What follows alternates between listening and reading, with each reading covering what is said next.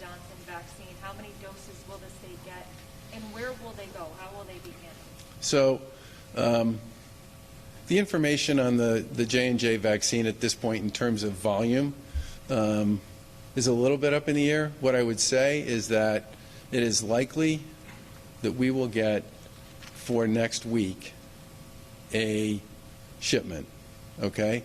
And that shipment will probably be distributed pretty evenly across what we think of as the vaccinating community we have here in Massachusetts.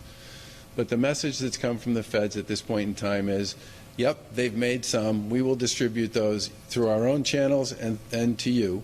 Through their own channels, I mean, the CVS's and the Walgreens, the pharmacy channel that they've got. And then you should expect there will be a bit of a pause as they ramp up production, and you probably won't see really significant amounts of additional vaccine until later this month. When you say vaccine community, do you mean not the mass vaccination sites? No, I mean all of them. Okay. The regional collaboratives, the mass vac sites, the provider communities, the CHCs. They'll be distributed sort of according to how much we actually have, which in the short term will be limited. So Governor, how do you figure out where that vaccine goes? Like, would there be a section at Fenway for Johnson & Johnson? Because everyone has to get the same well, actually, Johnson & Johnson, you don't need to get the second. Right.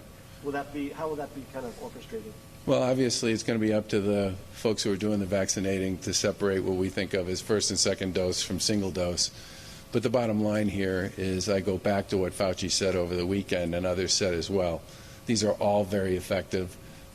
People don't need to pick one from another. People should get vaccinated. If you have a chance to get a vaccine, you should take it, whatever it is. In terms of the anxiety that you talked about people feeling, would you say that J&J is going to be the game changer that really you've been looking forward to for, I think for 6 months you've been talking about J&J? Well, the two things about J&J that are important, the first is it's a single dose, which for a lot of people is just a really big deal in terms of how they think about this generally.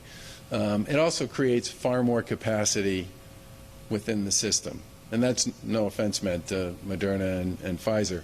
The second thing about it is it doesn't require the deep freeze, right? So it's much easier to make it available in far more locations. Take mobility, for example.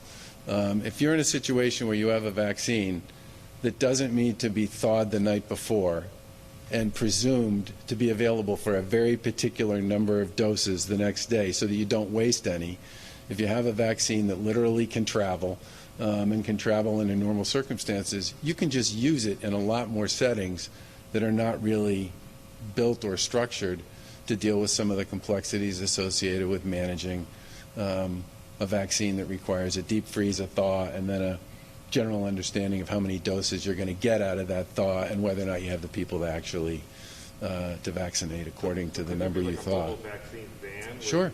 Yeah. You could do a lot of, right, exactly.